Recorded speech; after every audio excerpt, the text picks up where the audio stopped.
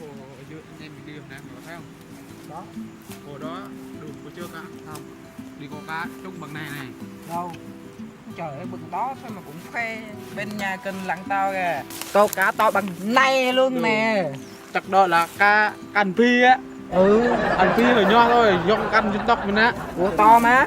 Còn đó cành phi thôi, còn ta là con cá người Biết cái này là cá gì không? cá phi á. Cá tim. Cá tìm. Cá tìm sao có?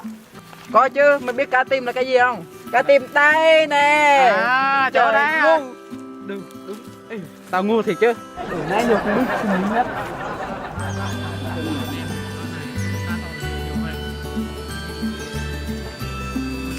Đó, chắc có rồi.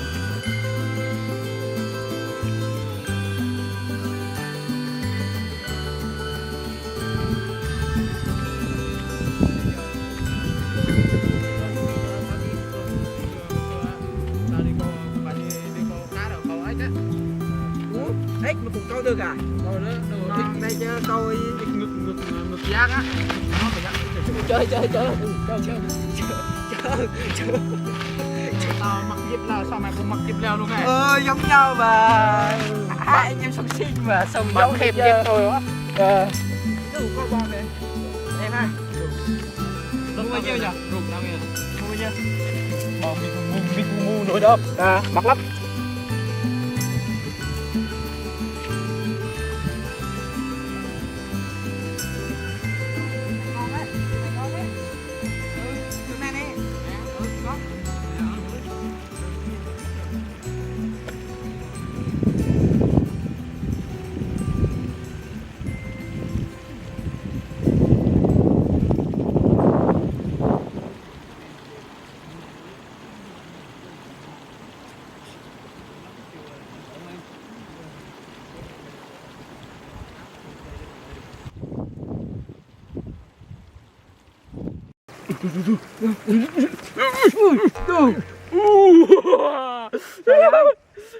Vừa này thay căng rồi mà.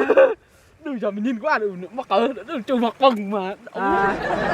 Không kịp mặt bần mà. Sai rồi, mày nói sai rồi. Ui sao sai? Nó căng vô rồi mà chắc cái răng nó kẻ. Này bạn nhiều chuyện quá. Im đi.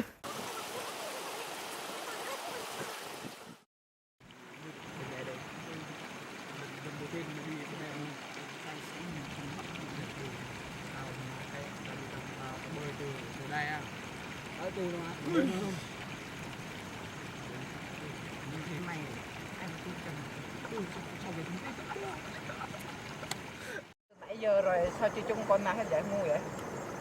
Đến chứ. Từ thôi chơi Nãy giờ. Ok ta đang chơi xung quanh đây ai biết nó cũng phải luôn mình tao. Rồi im đi. Rồi.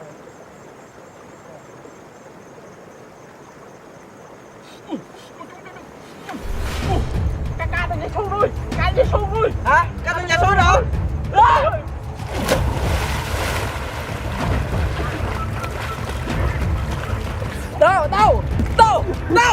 Đâu? Đây.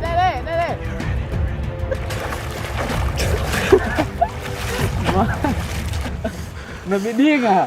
Điên gì? Hả? Đâu có trong cá đâu sao mà nhảy xuống ngu như vậy? Này giờ tao cho Tao tung thật mà. Tao cười biết mày không biết à? Đừng ngu như. Làm tao phải ướt hết cả người. Lạnh quá. Cá nặng 2 kg này đâu? Cá nặng 2 kg này, được 2 kg này, cá 2 kg này đây. Đâu? 2 kg này. Được lắm mày, ngon. Tao sẽ trả thù. Lần đâu. Mày. Ngu. Đáng đời mà giờ. Tao từ người ta câu nhẹ như này, tao từ cá nó ăn rồi nó nói gì. Câu nãy giờ không trông thì sao hả? Tao từ người ta câu chứ. Biết rồi. Mày ngon lắm. Thôi thì lần đâu? Lạnh với mày. Lần rồi. Đừng về chắc tao bị đau rồi, bị sốt cầu. Về nhà anh em mình làm đâu, hôm nay sắp chung thiệt luôn á, hôm nay không dơ đâu, mình đã thiệt mà, mình đâu nợ dơ đâu. Hả? Chắc cái răng can cãi á. Can cái dơ thép này đứt luôn à. Người ta không dơ đâu là nợ thiệt luôn á. Đồ, mình nhìn xe to bơi lại một lần nha, nhìn đây. Rồi tao lại tiếp. Đó, tao ăn, đừng nói hôm nay ăn, nói anh em làm thiệt luôn á. Mà chết đuổi cho đọ luôn á. Nước đây. May mà tao không biết bơi, nếu tao biết bơi tao đã chết đuối rồi. Mày không biết bơi thì cả. Ừ. Sao nè, biết tao không mà làm gì vậy? Cho mày chết đừng đừng nữa, tao kéo mày như này mà được chưa?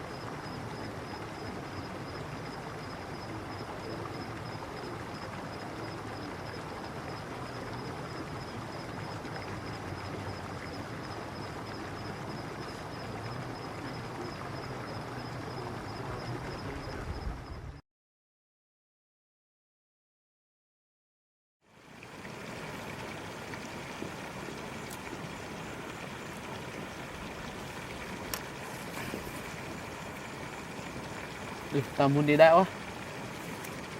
Đi đi, để tao coi cho mày coi từ nãy giờ ngu quá. Thiệt à? Ừ. Dần à?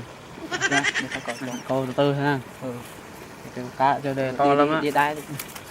Mà con tè bậy.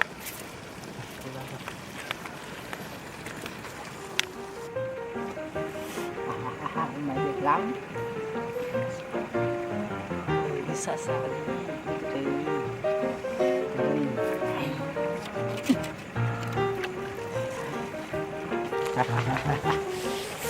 Ngon ngon ngon.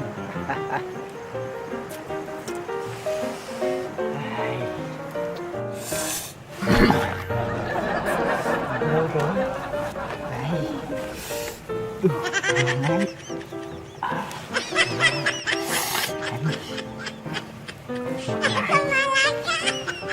Nó nổ ra.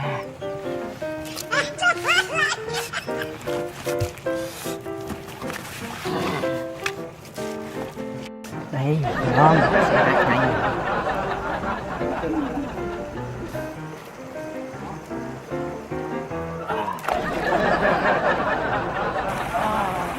Mặn quá.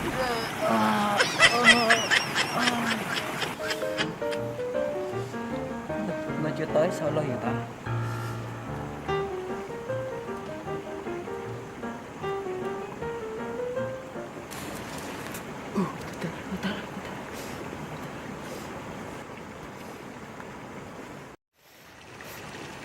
Mày câu giống như tao mà nay giờ đồ có trông đâu nó nói tao vậy. Từ từ, mày im đi. Đâu, cá chú đây, mày thấy không? Tao không lừa mày đâu, mình đâu kìa, mình đâu đây? Lao không? Thôi. Không. Thiệt, bây giờ tao kêu lên sao nó bơi thì mất mày nhảy xuống đi đi. Ăn còn đây chắc không chắc sao á. Ô, bắt lên, cho con cái chừng nó bơi bạn, nhanh lên. Nó bắt lại tôi rồi.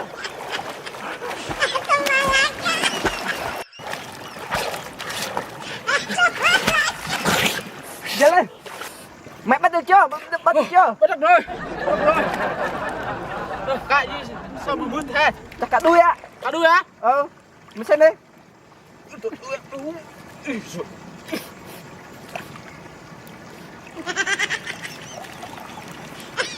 Ủa? Cá gì đây? Cá con xe á?